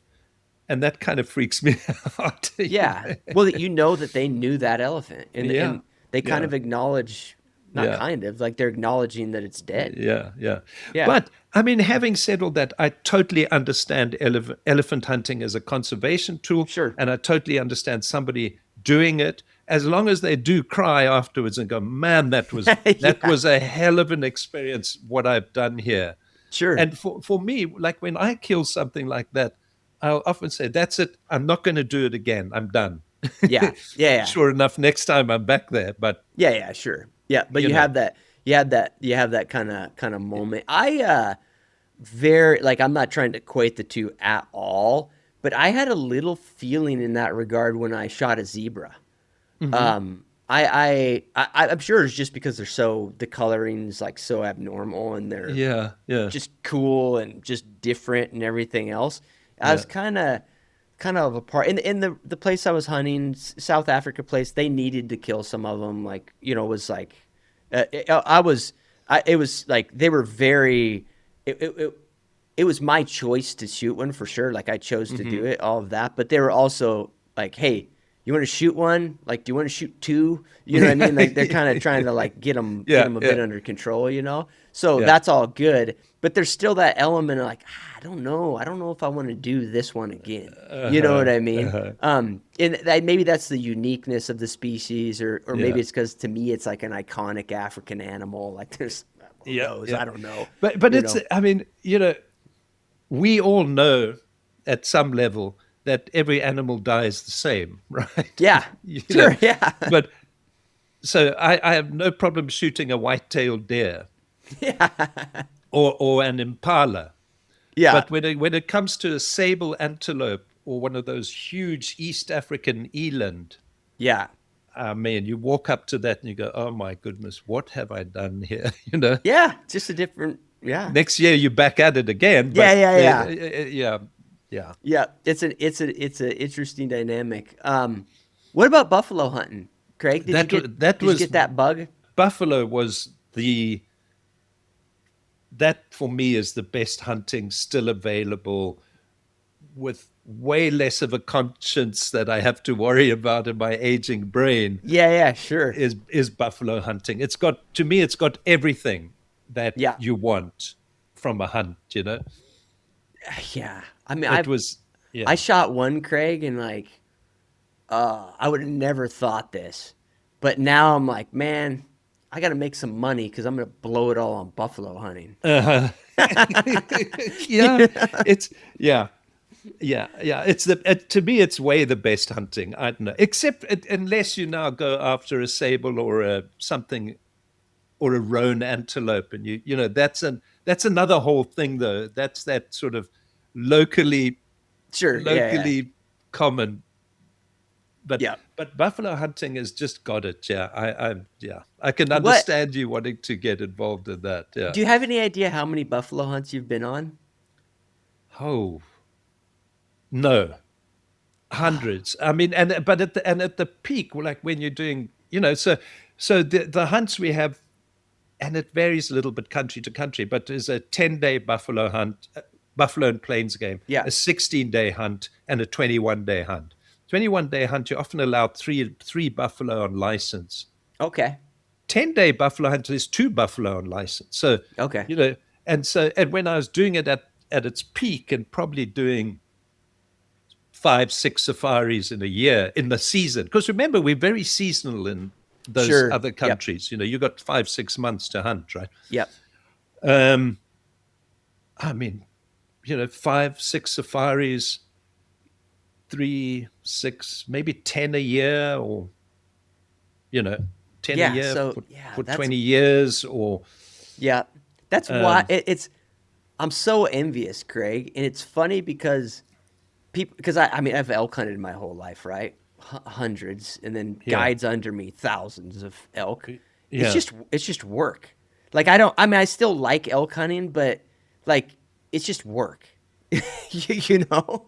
So, but when yeah. I talk to you about buffalo hunting, I'm like, oh, I'm so envious of him having the opportunity. He's gone on hundreds of buffalo hunts. Like that's wild. But that's how we look at something like elk, or Yeah, yeah. It's all right, we're yeah we're or weird creatures that way. yeah, we're weird like that. But Yep. also, the thing that's very different, which I've noticed since I've moved here, we're part of this wildlife management program with Okay. Texas Parks and Wildlife, where you do counts, you have to shoot so many deer a year. In Africa, we have, two trackers. Once we get they field dress it for you Oh while you have yeah. a nice cup of tea, Yeah. right? And then you get back and you drop it in the skinning shed. And when you say, now don't cut the skin. Yeah. No. Totally. Yeah. Set is for me going to Africa, Craig. What you're talking about was I want to call it a culture shock, but that's like me. That I think that implies that I'm like, oh, I didn't like it. It's awesome, right? Yeah. Like Yeah. the fact that you can shoot an animal and then guys help you with every aspect of it. They do everything, and then you go hunting. Yeah. It's like as an American, I almost feel bad saying it because Yeah. it's not how the most expensive place in the U.S. you hunt. Once you kill an animal, the day's over. I mean, Yeah. for the Because now, most part. yes. Yeah, yeah. You know what I mean? It's that aspect is so different and Yeah. interesting in its own right. But Yeah. Yeah. Yeah. on the buffalo, I have to ask because we're on the buffalo subject. Any close calls or anything on that front? Many. I'm Which is, hate I'm it's I'm just, hating you even more, and I don't know why. Because it's like don't you feel like anybody who's hunted buffalo, like they don't want it to happen, but they kind of do. yeah, it's a weird thing. That's what humans that's what humans are like. It's just weird. Yep. Yes, several. And for some reason, people can hit a paper target that big at Sure. 50 yards, but they can't hit a buffalo's zone that big at 50 Right. yards. And there's so often some sort of drama. Yeah. And, but Cliff, I will say this, and it's a bit of an obvious statement because you do the same thing. I'm sure you get better and better at managing your risk Sure. to try and avoid situations like that. Yep. And then every now and then, and people may still mess up at that, or maybe not. That Yep. varies. Every now and then, that little devil sitting on your shoulder will say, "Take the shot." Tell them to Yeah. take the shot. And a buffalo quartering away from you, Yeah. walking. So for me, it must be standing side on, quartering towards you, dead still, Yeah. for something like that. And at some points when I was being really clever, we would only hunt buffalo in the mornings, not Okay. in the So you afternoon. didn't. So So you weren't on wounded ones in the dark. exactly, Ah. Hmm. um, all those little things that if you add all those little things up together, it helps you, right? Oh Obviously, I yeah. mean, Yep. Yep. everybody knows that, but often the people you're with don't understand that, Yeah. you know, or they're excited. They've spent, Yeah. all that money we're talking about, and they want to get their buffalo, right? They Yep. don't, they don't want to mess around with you trying to be overly cautious. Yep. But yeah, I mean, as we all know, they're dangerous animals, and you always have some kind of drama, man. Are they their attitude and their perception of us as like a predator? Are they unique from what you saw amongst African animals? I mean, do elephants have the same kind? Let me give you some context on that, Craig, so you understand where I'm coming from. I thought it was unique that they would come out of the bush, like they knew you were there, they knew you were following them. They would come out of the brush to just like look at you. Yeah, And in my view, it was like they were making a conscious decision. Is that one? that's Is that a true. figment of my imagination, or is that something they do? That's true. But also in hunting areas, though, they'll run. Yeah, they know. I don't know if it's maybe different in South Africa. I'm not sure of that. But Okay. so say in Zimbabwe, Zambia, Tanzania, they'll in a photographic area, they'll come out of the bush and look at you like you owe them money, the old Okay. saying. Yeah. In hunting areas, generally they run away. Yeah. Every now and then you'll get a bull or a herd. And at dusk, I don't know if you notice this, but at dusk, just at sunset, they'll stand and look at you and walk towards you and do exactly Ah. what you're talking about. I don't know why, but only in the evenings. Any other time of the day, you just see They buffalo butts get out of running over the town. mountains. Yeah. So it's always, in my experience, I think, Cliff, it was always find the tracks, get on the tracks and find them without them seeing you, Yeah. because And shoot one. yeah, because otherwise they would run. Or you see buffalo on a far hill and they haven't seen you, and then you start walking. Yeah, and just yeah, stock up to them. Yeah, Mm. I've seen a couple videos, Craig, without the problem is like you see a video online, it's got millions of views because the guy almost gets trampled by the buffalo, right? But there's Yeah, no context of the situation. right, So, but right. there's a few of them I can think of where like guys are walking along and a buffalo just charges out of their periphery. Is Yeah, is yeah. is that a thing? Are those probably already wounded buffalo, or is that something they do? That's a thing. And it's always old males. Well, usually old, but it's always males. Although I know people who've been hit by female buffalo. Okay. Yeah. But and that happens. And I've had that on a walking safari where you're walking along, you've got these thickets, combretum bushes, and come around a corner, and there was a buffalo standing under a tree, and behind him was a river bank going down. So he Okay, yeah, was on no the top option. of a river. Yeah. He couldn't go backwards, and he charged. But later, when we looked at his dead body, he was old, he was skinny, all his Yeah, pelvic bones were sticking out. He was in bad shape. Didn't have any obvious wounds, but hair was gone. He was sure. an old mess. Probably no teeth left.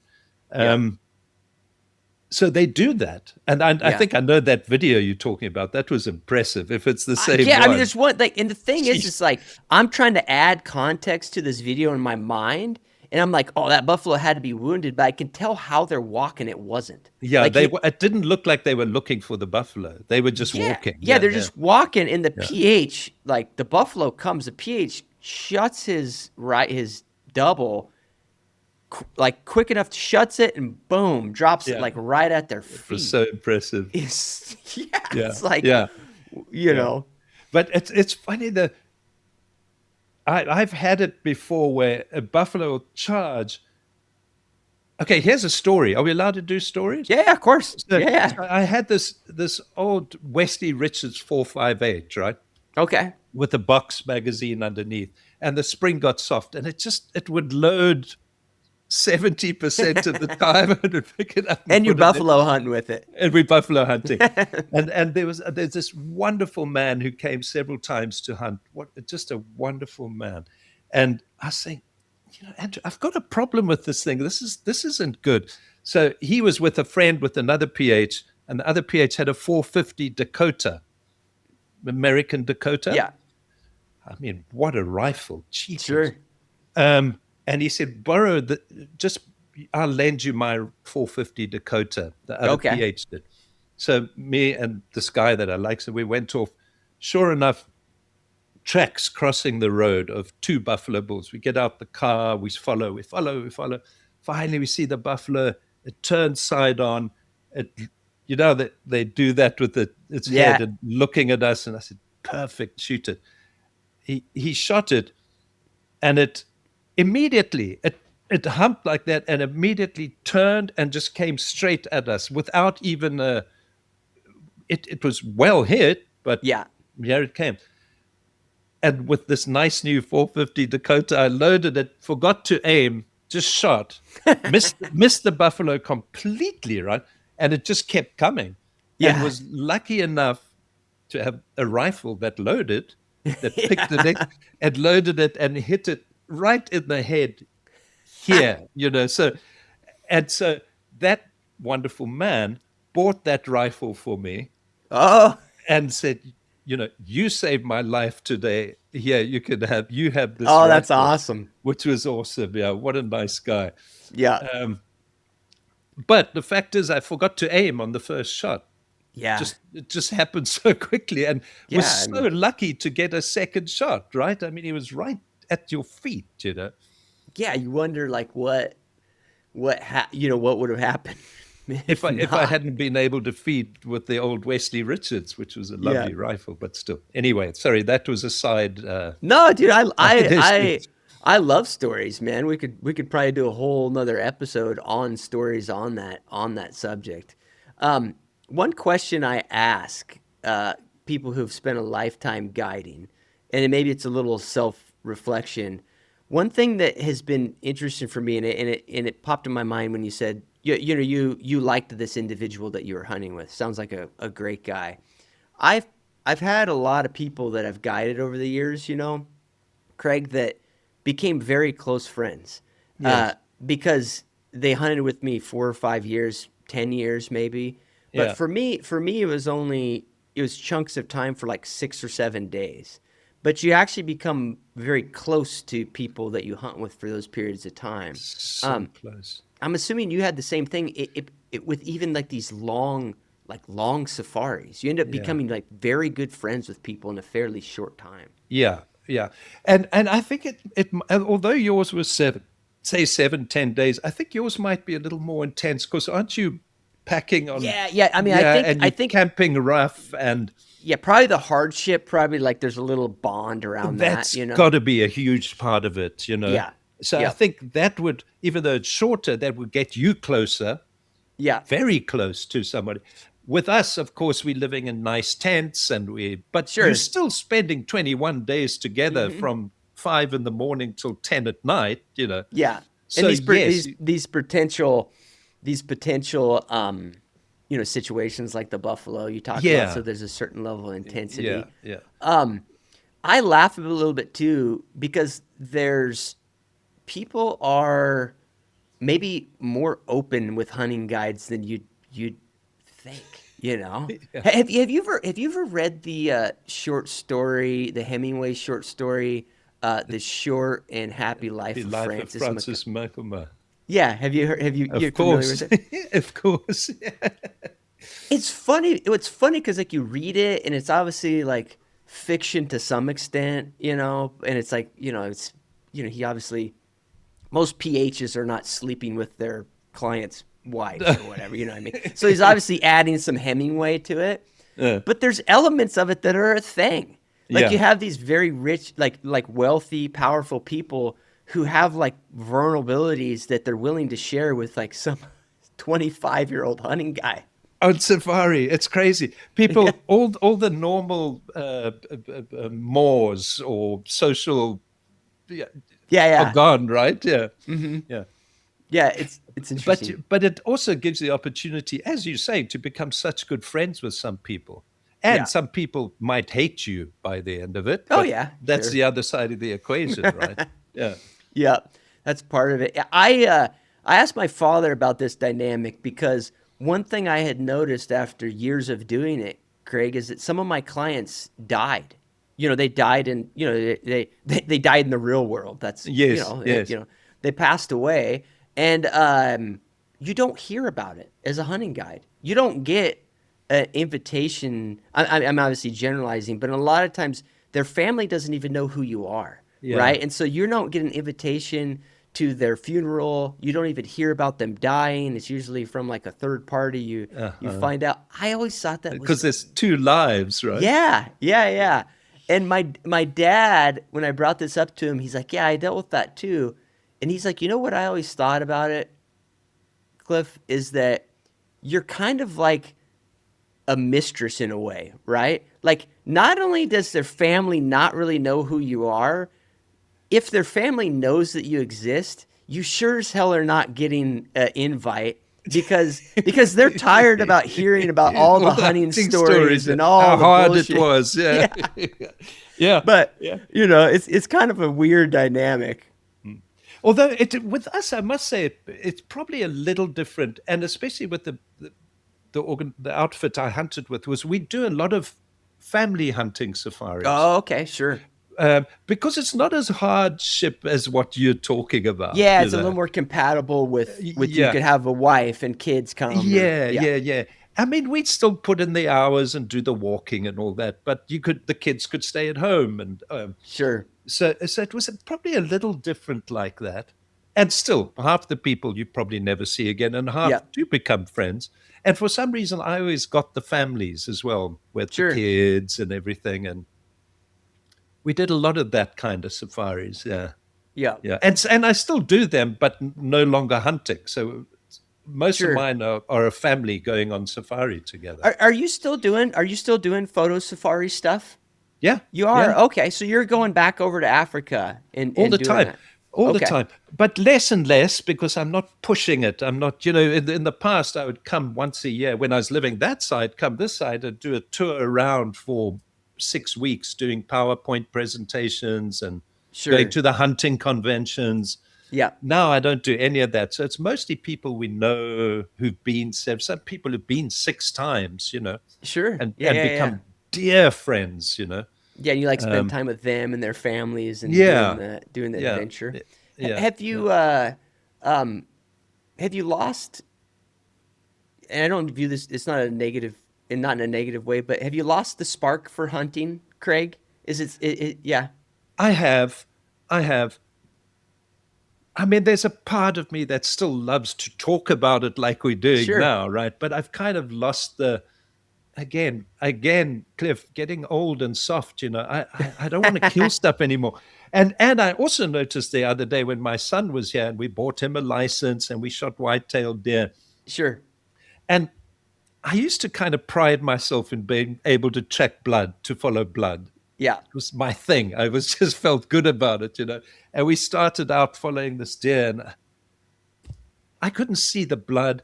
I walked, and he said, "Dad, you've missed another spot here." And I'd go around. Okay, there it is. That happened 3 or 4 times. I couldn't see at dusk. I couldn't see anymore. I got a Sure. cataract in one eye. So Yeah. I've kind of lost I wouldn't be capable of it anymore. I Yeah, don't no, think I hear you. Well, you properly capable.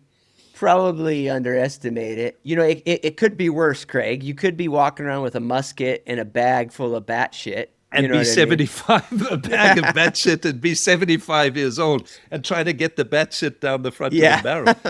But and there's plenty of people who are way older than me who's still hunting, Oh yeah, of course. or Yeah, yeah. and I've been with some of those guys.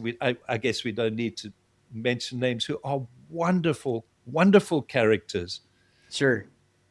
I mean, about 8 years ago, I went with someone who we knock a name because I love him dearly.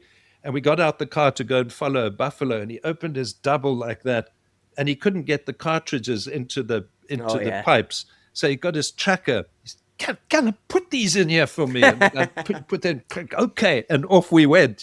Yeah, but But he still had so loving it. much, loving it, and so much brains, Yeah. and the ability to make everything work out. He didn't need to be able to get his 2 cartridges into his double. Yeah. No, no, no, for sure.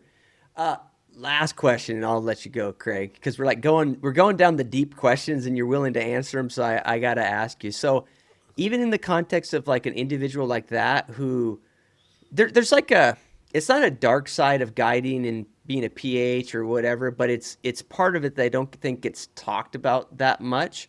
Is that it leads it there's things you give up in life, right? Like there's time away from my kids I give up. Yeah. There's career trajectory, whatever, and some people don't want to admit to this, or they're in denial about it or whatever. But once you get down the path far enough, regardless of your background, that's what you're doing. Like that's your life, right? Like this Yeah. is the Yeah. the choice that you've made, and um, so there's the context there of like the hunt, the PH or whatever, who this is his existence. He does it for 30 years or whatever, and then maybe we could throw in the context of folks that you saw on the anti-poaching side too, that were to some extent living a very difficult life out there, just trying to find meat and that sort of thing. Do you think do you think that people in that world are as happy as like the urban population, or like the average American? Do you have a thought on happiness? Well, how much of my thoughts on happiness is me rationalizing it to Yeah, yeah, myself, sure. and Yeah, yeah, how but you're much still gonna give them to me. is Yeah, yeah. straight truth, right? I mean, when you are yourself, Cliff, hunting 8 days in the mountains, packing stuff, living rough, you will never get any closer to the natural world. It's Right, not possible, right? right. And for us as well, I feel it. If you've spent 4 days on buffalo tracks, or especially a wounded buffalo, if you 2 days on Yeah. wounded buffalo tracks, I have never felt as close and as personally attached to the natural world as that. It's Yep. just, there's no feeling that comes anywhere near it, right? Yeah. To me and to you, I imagine. No, yeah, I yeah, I think. can relate. Um, so if that's happiness, then, and that's important, that Yeah. attachment to a natural world for me, which is why I can't work these things, right? And if that's happiness, then yes, that's it. Yeah. Now, the other side of it is what it does to your family. It's, you think, oh, my family's great, and then Yeah. you hear your kids 20 years later saying, yeah, I didn't see that much of my dad, Yeah, and you think, no, I was there. yeah. Yeah. Possibly, yeah, No, it's I agree with you, and I do think what you're talking about is happiness, maybe not all encompassing, but is a big chunk of it. Um, because it's funny you mentioned you add in the nuance of tracking a wounded buffalo. Do you think, Craig, it's because that's the only thing you have to think about too? Is like you're connected to the natural world, but that's the only thing you're thinking about for 2 days. I mean, that focus, there is no focus as intense as that, I Yeah. don't believe. Or a No. leopard. But a leopard's usually quicker, right? You Oh, follow okay. a Yeah, yeah. wounded leopard, it's But quick it's scary. and it's scary. That Yeah. wounded buffalo thing, you're so right. That's all that's in your head. And sometimes you'll find yourself, because I get tired quickly, then start thinking about other stuff. And then you say, bring yourself Yeah, back, yeah. bring Hmm. yourself back. And you're so right. I mean, you're so focused on one thing. But again, this age thing, I'm going to bring it up again. When you're in Sure. your 20s and you've got your mentors hunting with you and you're following a wounded buffalo, you are invincible, right? Or a Yeah. wounded lion. I mean, nothing. This is what you wanted to be Sure. doing this for. Then, sort of, I don't know, 40s or whatever, you by yourself, there's no senior person, and it's still great, but you start thinking a little better. Yeah, And yeah, my yeah. thoughts during that phase of hunting was always, somebody's going to get injured here. Yeah. It was never me, right? Yeah. But, somebody's going to get hurt. We got to be careful. And then later, following something wounded like that, and I found myself thinking of all the friends, colleagues who'd been hit here by spleen Yeah, yeah. erupted. This one's had his leg bitten off by a lion. And you start thinking about all of that, and then actually saying, Now, all the gods up there, if you get me through this one, I promise you I'm going to Yeah. stop. Of course, you Yeah. don't. Yeah. Um, but that fear factor starts with me. It slowly started to dominate. And it's not everybody, I understand. But for me, I started being more and more afraid of the consequences, you know? Sure. No, I totally get it. Well, Craig, I have taken an enormous amount of your time. I I don't know really if I care what you think about the conversation because I had a freaking blast. No, it was awesome. No, it was so much more fun than I thought it was going to be, Cliff. So I'm very happy with this. Thank you let very much. It was good. let people know where they can find your book. I'm a huge fan of it. I literally I read it in one day. So I thought it was super cool book. I look forward to your next one. But let people know where they can find it, Craig, and then and reiterate the name and all of that. Okay, so the name of the book, it's a novel. It's a suspense thriller novel set in Africa, dealing with all the stuff we've just talked about, obviously. It's available. The publisher is just the most wonderful guy. He's helped me. He's done so much. And the company's Whistling Thorn Press. Good Do I deal. have And to it's on spell and it's on Amazon, right? So you can order it direct from Whistling Thorn Press from the publisher. You can. It's on Amazon in book form and Kindle. Okay. And I've always got. He always sends me a box or two to sell. If you want them signed, they need to come from me, Oh, obviously. okay. But And otherwise, do you have a website, Craig? Or is it just email they contact you? How do they buy just one from you? email to Okay. contact. I mean, I have a website for safaris. It's craigdoriasafaris.com. Okay. Yeah. And Um, is your email on there? They can look you up, or you might. You, Yeah, it's info at, but okay. the easiest one is craig.doria@gmail.com. Okay. To get the book. Awesome. Yeah, Well, or get it from the publisher, or get it off Amazon, or which is hard copy or Kindle. It's all there. Yeah, awesome.